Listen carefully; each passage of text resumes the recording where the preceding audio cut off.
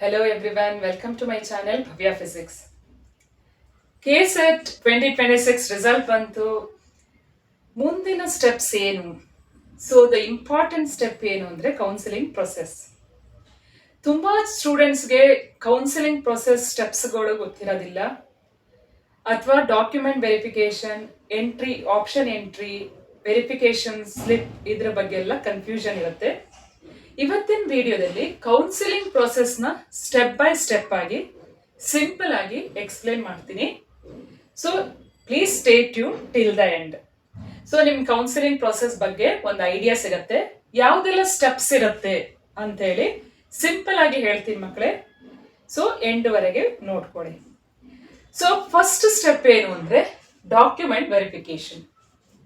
ಯಾವೆಲ್ಲ ಡೇಟ್ ಅಲ್ಲಿ ಆಗತ್ತೆ ಅನ್ನೋದು ಎಕ್ಸ್ಪೆಕ್ಟೆಡ್ ಡೇಟ್ಸ್ ನಾನು ಮೆನ್ಷನ್ ಮಾಡ್ತೀನಿ, ಬಟ್ ಕರೆಕ್ಟ್ ಆದ ಡೇಟಿಗೆ ನೀವು KE ವೆಬ್ಸೈಟ್ಗೆ ಹೋಗ್ಬೇಕಾಗತ್ತೆ. ಅವಾಗ ಅಪ್ಡೇಟ್ ಮಾಡ್ಕೋತಾ ಇರಿ, ಚೆಕ್ ಮಾಡ್ಕೋತಾ ಇರಿ. ಸೊ ಎಕ್ಸ್ಪೆಕ್ಟೆಡ್ ಡೇಟ್ ಏನು ಅಂದ್ರೆ second week of June to last week of June, mid to late June. ಈ ಒಂದು ಟೈಮಲ್ಲಿ ನಿಮಗೆ ಡಾಕ್ಯುಮೆಂಟ್ ವೆರಿಫಿಕೇಶನ್ ಇರ್ಬೋದು. ಸೊ ಡಾಕ್ಯುಮೆಂಟ್ ವೆರಿಫಿಕೇಶನ್ ಅಂದ್ರೆ ನೀವು ಏನೇನೆಲ್ಲ ನೋಡ್ಕೋಬೇಕಾಗತ್ತೆ ಅಂದ್ರೆ KSET ಅಡ್ಮಿಟ್ ಕಾರ್ಡ್ ಇರ್ಬೋದು, KSET score card, SLC marks card, second PUC marks card, study certificate and caste certificate if there is any caste certificate, category certificate. ಇದರಲ್ಲಿರುವ ನಿಮ್ಮ name, father name Aadhaar card ಅಲ್ಲಿ ಇದ್ದಂಗೆ ಇದೆಯೋ, ನಿಮ್ಮ ನೇಮ್ ಸ್ಪೆಲ್ಲಿಂಗ್ಸ್ಗಳು ಎಲ್ಲಾನು correct ಆಗಿ check ಮಾಡ್ಕೋಬೇಕು. ಇದು document verification. So that is very important. Okay, this is the first step. ಈಗ ಡಾಕ್ಯುಮೆಂಟ್ ವೆರಿಫಿಕೇಶನ್ ಆಯ್ತು, ಅದಾದ್ಮೇಲೆ ಏನ್ ಮಾಡಬೇಕು? ಡಾಕ್ಯುಮೆಂಟ್ ವೆರಿಫಿಕೇಶನ್ ಆದ್ಮೇಲೆ ನೆಕ್ಸ್ಟ್ ಸೊ ಲೇಟ್ ಜೂನ್ 26 ಅಲ್ಲಿ ಅಂದ್ರೆ next last week of June ಅಲ್ಲಿ ಇರಬಹುದು. ಸೊ ಡೇಟ್ ಕನ್ಫರ್ಮ್ ಆಗಿ ಹೇಳಕ್ಕಾಗಲ್ಲ, expected date. So last week of June ಅಲ್ಲಿ ಇರಬಹುದು. ಏನು ವೆರಿಫಿಕೇಶನ್ ಸ್ಲಿಪ್ ಡೌನ್ಲೋಡ್ ಆಗುತ್ತೆ. KE ವೆಬ್ಸೈಟ್ಗೆ ಹೋದ್ರೆ ನೀವು ವೆರಿಫಿಕೇಶನ್ ಸ್ಲಿಪ್ ಡೌನ್ಲೋಡ್ ಮಾಡಿಕೊಂಡು, ಸೊ ಇಲ್ಲಿ ನೀವು student details, eligibility details, category details ನ ಚೆಕ್ ಮಾಡ್ಕೋಬಹುದು. ಓಕೆ, ಸೊ ಇದನ್ನ ಚೆಕ್ ಮಾಡಲೇಬೇಕಾಗತ್ತೆ. This is very important. Verification slip download ಮಾಡ್ಕೊಳ್ಳಿ. ಸೊ ಇದನ್ನೆಲ್ಲ ಡೀಟೇಲ್ಸ್ ಗಳನ್ನ ಚೆಕ್ ಮಾಡ್ಕೋಬೇಕಾಗತ್ತೆ. Next step is very important in counselling process, that is option entry. ಇದು option entry ಯಾವಾಗಿರುತ್ತೆ ಅಂದ್ರೆ option entry last week of June to first week of July ಅಲ್ಲಿ ಇರಬಹುದು. So option entry ಅಂದ್ರೆ ಏನು? ನೀವು ಯಾವ ಬ್ರಾಂಚ್ ತಗೋತಿದ್ದೀರಾ, ಯಾವ ಒಂದು ಕಾಲೇಜ್ ನ ಸೆಲೆಕ್ಟ್ ಮಾಡ್ಕೋತೀರಾ. ಸೊ ನಾ ಈ ವಿಡಿಯೋ ನೋಡ್ಕೊಳ್ಳಿ ಮಕ್ಕಳೇ, ನಾನು ಈ ಕಾಲೇಜ್ ಯಾವ್ದೆಲ್ಲ ಸಿಗಬಹುದು ನಿಮ್ಮ ರ್ಯಾಂಕ್ ಮೇಲೆ ಅಂತ ಹೇಳಿದೀನಿ. ಈ ವಿಡಿಯೋನ ಚೆಕ್ ಮಾಡ್ಕೊಳ್ಳಿ. ಸೊ ನೀವೇನ್ ಮಾಡ್ಕೋಬೇಕು, ಒಂದು 5 to 6 ಆಪ್ಷನ್ ಇಟ್ಕೊಳ್ಳಿ. ಈ ಕಾಲೇಜ್ ನಾನು ತಗೋತೀನಿ, ನಂದು ಒಂದು ರ್ಯಾಂಕ್ ಮೇಲೆ ಈ ಕಾಲೇಜ್ ನನಗೆ ಸಿಗತ್ತೆ. ಸೊ ನೀವು ಕಟ್ ಆಫ್ ನೋಡ್ಕೊಂಡು ಆ ಒಂದು ಕಾಲೇಜ್ ನ ಸೆಲೆಕ್ಟ್ ಮಾಡ್ಕೊಳ್ಳಿ. ನಿಮ್ಮ ಒಂದು ರ್ಯಾಂಕ್ ಮೇಲೆ ಯಾವ ಕಾಲೇಜ್ ಸೂಟ್ ಆಗುತ್ತೆ ಅಂತ ನೋಡ್ಕೊಂಡು ಆ ಕಾಲೇಜ್ ನ ಆಪ್ಷನ್ ಇಟ್ಕೊಳ್ಳಿ. ಅಂಡ್ ಯಾವ ಬ್ರಾಂಚ್ ನಿಮಗೆ ಇಷ್ಟ ಇದೆ ಅಥವಾ ಯಾವ ಬ್ರಾಂಚ್ ಆ ಒಂದು ಕಾಲೇಜಲ್ಲಿ ನೀವು ತಗೋಬಹುದು. ಈಗ ಫಾರ್ ಎಕ್ಸಾಂಪಲ್ ನೀವು RV ಕಾಲೇಜಿಗೆ ಹೋಗ್ಬೇಕು, CS ಆಪ್ಷನ್ CS, ನಿಮ್ ಬ್ರಾಂಚ್ ಏನ್ ಬೇಕು CS. ಓಕೆ, RV ಕಾಲೇಜಲ್ಲಿ ನಾನು CS ಮಾಡ್ತೀನಿ, ಕಂಪ್ಯೂಟರ್ ಸೈನ್ಸ್ ಇಂಜಿನಿಯರಿಂಗ್. ಅಥವಾ ನಾನು MS ರಾಮಯ್ಯದಲ್ಲಿ MS Ramaiah, okay, so MSR Ramaiah institute of ಟೆಕ್ನಾಲಜಿಯಲ್ಲಿ ISC ಮಾಡ್ಕೋತೀನಿ. ಈ ತರ ಆಪ್ಷನ್ ಇಟ್ಕೊಳ್ಳಿ. ಅಥವಾ BMS ಅಲ್ಲಿ CSE ಮಾಡ್ತೀನಿ. ಸೊ ಈ ತರ ಕೆಲವೊಂದು ಕಾಲೇಜ್ಗಳನ್ನ ಅಂಡ್ ಅದಕ್ಕೆ ಸೆಲೆಕ್ಟ್ ಬ್ರಾಂಚ್ ಗಳನ್ನ ಆಪ್ಷನ್ ಇಟ್ಕೊಳ್ಳಿ. ಒಂದಕ್ಕೆ ಸ್ಟಿಕ್ ಆನ್ ಆಗ್ಬೇಡಿ ಮಕ್ಕಳೇ, ಒಂದೇ ಬ್ರಾಂಚಿಗೆ ಸ್ಟಿಕ್ ಆನ್ ಆಗ್ಬೇಡಿ ಅಥವಾ ಒಂದೇ ಕಾಲೇಜಿಗೆ ಸ್ಟಿಕ್ ಆನ್ ಆಗೋಬೇಡಿ. ಸೊ ಕೆಲವೊಂದು 5 ರಿಂದ 6 ಕಾಲೇಜ್ಗಳನ್ನ ಅಥವಾ ನಿಮಗೆ ಯಾವ್ದೆಲ್ಲ ಇಷ್ಟ ಇದೆ ಒಂದೆರಡು ಬ್ರಾಂಚ್ ಗಳನ್ನ ಓಕೆ ಇಟ್ಕೊಂಡಿರಿ. ಇದು ತುಂಬಾನೇ ಇಂಪಾರ್ಟೆಂಟ್ ಆಗಿರುತ್ತೆ. ಆಪ್ಷನ್ ಎಂಟ್ರಿ ನೀವು ಕರೆಕ್ಟ್ ಆಗಿ ಅಲ್ಲಿ ಎಂಟ್ರಿ ಮಾಡ್ಕೋಬೇಕು, ನಿಮ್ಮ ಆಪ್ಷನ್ ಏನು ಅಂದ್ಬಿಟ್ಟು. ಸೊ ನೆಕ್ಸ್ಟ್ ಬರುತ್ತೆ ಮಾಕ್ ಅಲಾಟ್ಮೆಂಟ್. ಆಪ್ಷನ್ ಎಂಟ್ರಿ ಆಯ್ತು ಅಂದ್ಮೇಲೆ ನೆಕ್ಸ್ಟ್ ಬರುತ್ತೆ ಮಾಕ್ ಅಲಾಟ್ಮೆಂಟ್. ಇದಕ್ಕೊಂದು ನಾವು ಟೈಮ್ ಲೈನ್ ನೋಡೋದಾದ್ರೆ ಫಸ್ಟ್ ವೀಕ್ ಆಫ್ ಜುಲೈ ಅಲ್ಲಿ ಇರ್ಬೋದು. ಮಾಕ್ ಅಲಾಟ್ಮೆಂಟ್ ಅಂದ್ರೆ ಜಸ್ಟ್ ಟ್ರಯಲ್ ರಿಸಲ್ಟ್. ಸೊ ನಿಮಗೆ ಆ ಕಾಲೇಜ್ ಸಿಗಬಹುದು ಅಂತ ಹೇಳಿ ಗೊತ್ತಾಗತ್ತೆ, ಅಥವಾ ಸಿಗದೇನೆ ಇರ್ಬೋದು.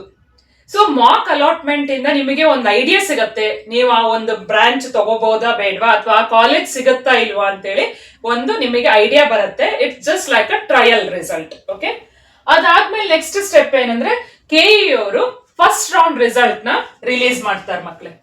ಫಸ್ಟ್ ರೌಂಡ್ ರಿಸಲ್ಟ್ ರಿಲೀಸ್ ಆದಾಗ ನಿಮ್ಗೆ ಯಾವ್ದು ಬ್ರಾಂಚ್ ಸಿಗತ್ತೆ, ಯಾವ ಒಂದು ಕಾಲೇಜ್ ಸಿಗತ್ತೆ ಅಂತ ಹೇಳಿ ಗೊತ್ತಾಗತ್ತೆ. ಸೊ ಇಲ್ಲಿ ನೀವು ನಿಮಗೆ ಆ ಕಾಲೇಜ್ ಇಷ್ಟ ಇಲ್ಲ ಅಂದ್ರೆ ವೇಟಿಂಗ್ ಲಿಸ್ಟ್ ಅಲ್ಲಿ ಇಟ್ಕೋಬಹುದು. ಇಲ್ಲಿ ನೀವು ಡಿಲೀಷನ್ ಮಾಡಬಹುದು ಅಥವಾ ಅಡಿಷನ್ ಮಾಡ್ಕೋಬಹುದು. ನಿಮಗೆ ಬೇರೆ ಕಾಲೇಜ್ ಬೇಕು ಅಂದ್ರೆ ವೇಟಿಂಗ್ ಲಿಸ್ಟ್ ಅಲ್ಲಿ ಇಟ್ಕೋಬಹುದು ನೀವು ಅದನ್ನ, ಅಥವಾ ಇಲ್ಲಿ ನೀವು ಏನೇ ಮಾಡಿಫೈ ಮಾಡ್ಕೋಬೇಕು ಅಂದ್ರೂ ಮಾಡ್ಕೋಬಹುದು. ಸೊ ಈ ಒಂದು first round seat allotment release ಆದಾಗ ನಿಮಗೆ ಐಡಿಯಾ ಸಿಗತ್ತೆ. ಓಕೆ, ಸೊ ಇಲ್ಲ ನಿಮಗೆ ಇದು ಇಷ್ಟ ಇದೆ, ಕಾಲೇಜ್ ಇಷ್ಟ ಇದೆ, ಈ ಬ್ರಾಂಚ್ ಇಷ್ಟ ಇತ್ತು ಅಂದ್ರೆ ನೆಕ್ಸ್ಟ್ ನೀವೇನ್ ಮಾಡ್ಬೇಕಾಗತ್ತೆ, ಅಲ್ಲಿ ಏನ್ ಕೆಇ ಅವ್ರು ಪ್ರಿಸ್ಕ್ರೈಬ್ ಮಾಡಿರ್ತಾರೋ ಆ ಒಂದು ಫೀಸ್ ನ ಪೇ ಮಾಡ್ಬೇಕಾಗತ್ತೆ.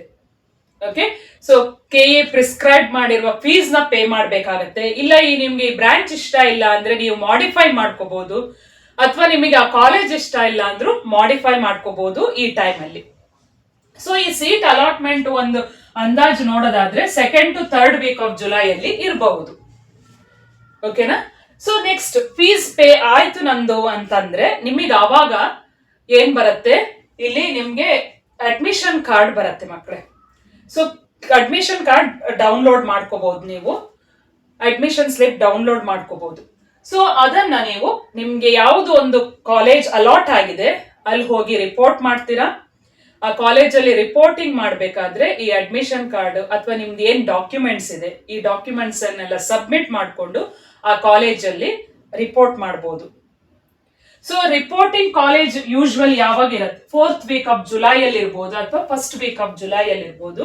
ಸೊ ಈ reporting to college that depends on the date, depends on the college ಇರಬಹುದು, ಅಥವಾ ನಿಮ್ಗೆ ಕೆಇ ಅವರೇ ಹೇಳ್ಬೋದು. ನಿಮ್ಗೆ ಈ ಕೌನ್ಸಿಲಿಂಗ್ ಪ್ರೊಸೆಸ್ ಎಲ್ಲ ಎಂಡ್ ಆದ್ಮೇಲೆ ಯಾವ ಕಾಲೇಜ್ ಅಲಾಟ್ ಆಗಿದೆ ಆ ಕಾಲೇಜ್ ಇಂದ ನಿಮ್ಗೆ ಗೊತ್ತಾಗತ್ತೆ ಯಾವಾಗ ಕಾಲೇಜ್ ಸ್ಟಾರ್ಟ್ ಆಗತ್ತೆ ಅಂದ್ಬಿಟ್ಟು.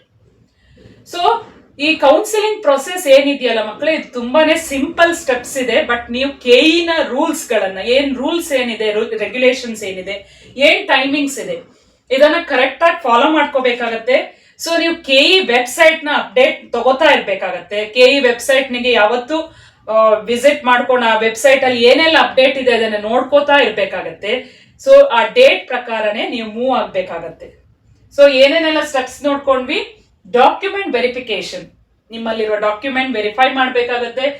ಅದಾದ್ಮೇಲೆ ವೆರಿಫಿಕೇಶನ್ ಸ್ಲಿಪ್ ನ ಡೌನ್ಲೋಡ್ ಮಾಡಿ ಏನ್ ಡೀಟೇಲ್ಸ್ ಇದೆ ಅದೆಲ್ಲ ಕರೆಕ್ಟ್ ಇದೆಯಾ ಇಲ್ವಾ ಅಂತ ಚೆಕ್ ಮಾಡ್ಬೇಕಾಗತ್ತೆ. ಇಲ್ಲ ಮುಂದೆ ಮೂವ್ ಆಗಕ್ಕಾಗಲ್ಲ. ಓಕೆ, ನೀವು ಪ್ರೊಸೀಡ್ ಮಾಡ್ಬೇಕು ಅಂದ್ರೆ ಇದೆರಡು ಮಸ್ಟ್. ಅದಾದ್ಮೇಲೆ ನೀವು ಆಪ್ಷನ್ ಎಂಟ್ರಿ ಮಾಡ್ಬೇಕಾಗತ್ತೆ. ಇಲ್ಲಿ ನೀವು ಏನ್ ಇಂಪಾರ್ಟೆಂಟ್ ನೋಡ್ಕೋಬೇಕು ಅಂದ್ರೆ ತುಂಬಾನೇ ಆಪ್ಷನ್ಸ್ ಇಟ್ಕೋಬೇಕು. ನೀವು ಒಂದಕ್ಕೆ ಸ್ಟಿಕ್ ಆನ್ ಆಯ್ತು, ನಿಮ್ಗೆ ಬೇರೆ ಬ್ರಾಂಡ್ ಸಿಕ್ತು ಅಂದ್ರೆ ನಿಮಗೆ ಏನಾಗುತ್ತೆ, ಡಿಸಪಾಯಿಂಟ್ ಆಗುತ್ತೆ. So it is better of having 2-3 options. Okay, and mock allotment ಆದ್ಮೇಲೆ ನಿಮಗೊಂದು ಐಡಿಯಾ ಸಿಗುತ್ತೆ. ಅದಾದ್ಮೇಲೆ ಫಸ್ಟ್ ರೌಂಡ್ ಸೀಟ್ ಅಲಾಟ್ಮೆಂಟ್ ಇರುತ್ತೆ and fees payment as well as reporting to college. These are these simple steps in counselling process. So ಇವಾಗ students ಯಾವುದೆಲ್ಲ mistakes ಮಾಡ್ತಾರೆ ಅಂದ್ರೆ, please avoid these mistakes. Last date option entry. Okay, so option entry ಮಾಡೋದನ್ನೇ last day ವರೆಗೆ ನೀವು ತಳ್ಕೊಂಡು ಹೋಗಿ last day ಇದ್ದಾಗ ಆಪ್ಷನ್ ಎಂಟ್ರಿ ಮಾಡೋದು. ಸೊ ಗಡಿಬಿಡಿಯಲ್ಲಿ ಆಪ್ಷನ್ ಎಂಟ್ರಿ ಮಾಡೋದೆಲ್ಲ ಮಾಡ್ಕೋಬೇಡಿ. ಅಥವಾ ನೀವು ಡೇಟ್ ನ ಕರೆಕ್ಟ್ ಆಗಿ ನೋಡದೆ ಆ ಒಂದು ಪ್ರೊಸೆಸ್ ನ ಮಿಸ್ ಮಾಡ್ಕೋಬೇಡಿ. And very few options filling, ಕೆಲವೊಂದಷ್ಟೇ 1-2 ಆಪ್ಷನ್ಸ್ ಅಷ್ಟೇ ಫಿಲ್ ಮಾಡೋದು. Very few options are filling, ಇದು ಮಿಸ್ಟೇಕ್ ಮಾಡಬೇಡಿ.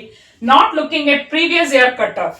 ಪ್ರೀವಿಯಸ್ ಇಯರ್ ಈ ಕಾಲೇಜಲ್ಲಿ ಏನ್ ಕಟ್ ಆಫ್ ಇತ್ತು ಅದನ್ನ ನೋಡ್ಕೊಂಡು ನೀವು ಒಂದು ಬ್ರಾಂಚ್ ನ ಸೆಲೆಕ್ಟ್ ಮಾಡ್ಕೊಳ್ಳಿ ಅಥವಾ ಒಂದು ಕಾಲೇಜ್ ನ ಸೆಲೆಕ್ಟ್ ಮಾಡ್ಕೋಬೇಕಾಗತ್ತೆ.